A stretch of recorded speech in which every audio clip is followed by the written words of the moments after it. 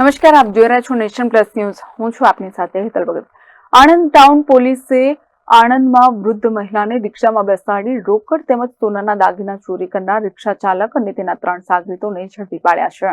આણંદ ખાતે સામાજિક પ્રસંગમાં હાજરી આપવા આવેલા વૃદ્ધ મહિલાને રિક્ષામાં બેસાડી રોકડ તેમજ સોનાના દાગીના ભરેલ પર્સની ચોરી કરનાર રિક્ષા ચાલક અને તેના 3 સાગરીતોને આણંદ ટાઉન પોલીસે ગણતરીના કલાકોમાં ઝડપી પાડ્યા છે અને તેમની પાસેથી ચોરીમાં ગયેલ તમામ મુદ્દામાલ તેમજ ચોરીના કામમાં વપરાયેલ રિક્ષા જપ્ત કરી આગળની કાર્યવાહી હાથ ધરી છે. વડોદરાના વૃદ્ધ મહિલા આણંદ નવા બસ સ્ટેન્ડથી રિક્ષામાં બેસી પ્રસંગ સ્થળે જઈ રહ્યા હતા. તે દરમિયાન રિક્ષા ચાલક અને રિક્ષામાં સવાર 3 શખ્સોએ નજર ચૂકવી આ વૃદ્ધ મહિલાના થેલામાંથી રોકડ તેમજ સોનાના દાગીના ભરેલ પર્સની ચોરી કરી હતી. જે બાદ આ વૃદ્ધ મહિલાને રિક્ષામાંથી ઉતારી ચારેય જણા રિક્ષા લઈને ભાગી ગયા હતા. આ અંગે આણંદ ટાઉન પોલીસે ગુનો નોંધી કાર્યવાહી હાથ ધરવામાં આવી હતી.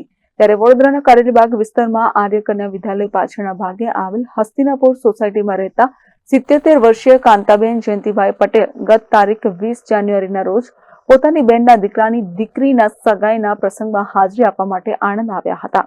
ત્યારે આ અંગે પોલીસ ફરિયાદ નોંધાતા પોલીસે પકડાયેલા ચારેય આરોપીઓ પાસેથી સોનાની બંગડી નંગ 4 તથા તુલસી માળા નંગ 1 કિંમત રૂપિયા 4 લાખ તથા રોકડા 2500 તેમજ સીએનજી રિક્ષા કિંમત રૂપિયા 2 લાખ મળીને કુલ 6,25,000 નો મુદ્દામાલ જપ્ત કર્યો છે. અત્રે ઉલ્લેખનીય છે કે અમદાવાદી યુનુસભાઈ વોહરા વિરુદ્ધમાં અગાઉ નડિયાદ ટાઉન તેમજ અમદાવાદ શહેરના કાલુપુર, સાબરમતી અને બાપુનગર પોલીસ મથકે ચોરીના ગુનાઓ નોંધાયેલા છે.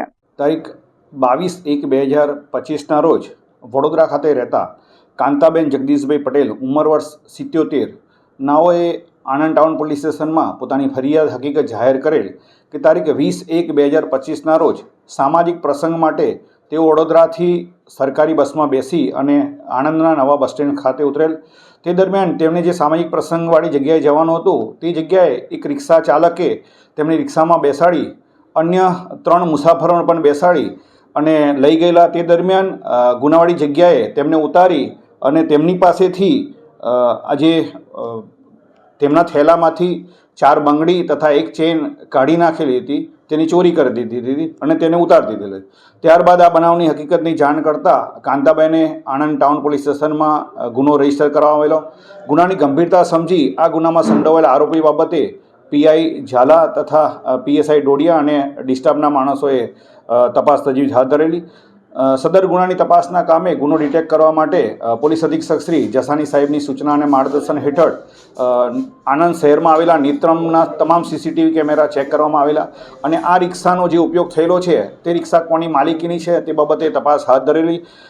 આ તપાસના આધારે આણંદ ટાઉન પોલીસ સ્ટેશનના ડિસ્ટાફના માણસોએ હ્યુમન રિસોર્સિસનો ઉપયોગ કરી એના ઇલેક્ટ્રોનિક સર્વેલન્સ હાથ ધરી આ ગુનામાં સંડોવાયેલ આરોપીઓને સલીમભાઈ ઉર્ફે અમદાવાદી યુનુસભાઈ અબ્દુલભાઈ વરા જે સુજિત્રાના વતની છે, તેમની સાથે સલીમભાઈ ઇસ્માઇલભાઈ દાઉદભાઈ શેખ રહેવાસી બહેરામપુરા અમદાવાદ, મજીદભાઈ ઉર્ફે મજ્જુ મતલબભાઈ મુનાભાઈ શેખ રહેવાસી ચેપી રોગ હોસ્પિટલ બહેરામપુરા તથા અબ્દુલ વહાબ મહેબૂબભાઈ રિજવાનભાઈ શેખ રહેવાસી આબાદનગર અમદાવાદ. આ ચારેય આરોપીઓને ગુનાના કામે વાપરેલ રિક્ષા સાથે અને તમામ 100% મુદ્દામાલ જે સોનાની બંગડી 4 તથા તુલસીની માળા નંગ 1 સાથે તમામ મુદ્દામાલ સાથે એને અટક કરવામાં આવેલા છે. આ આરોપીઓનો ઇન્ટ્રોગેશન દરમિયાન આરોપીઓ કે પૈકી આરોપી સલીમ ઉર્ફે અમદાવાદીના વિરુદ્ધમાં અલગ અલગ અમદાવાદ શહેર, નડિયાદ શહેર, આણંદ જિલ્લામાં, નડિયાદ ટાઉનમાં, બોરસદમાં મળીને કુલ 9 ગુનાઓ અગાઉ રજીસ્ટર થયેલા છે.